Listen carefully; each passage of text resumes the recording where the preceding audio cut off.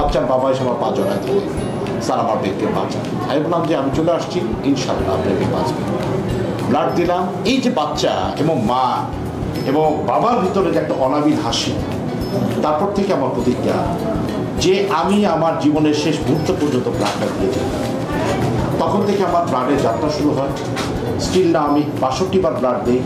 আমি বাংলাদেশ গভর্নমেন্টে একজন platinum donor.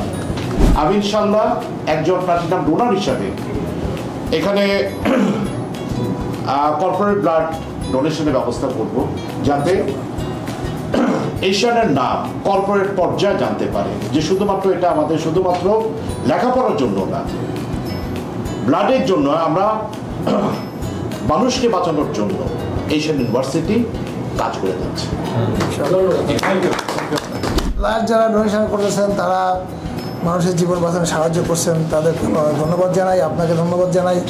এবং এই ক্লাবের মাধ্যমে এর আগেও আমাদের এখানে ব্লাড ডোনেশন ক্যাম্পেইন হয়েছে, এটা আরও নিয়মিত হবে এবং আরও শক্তিশালীভাবে হবে, এটা আমরা অবশ্যই।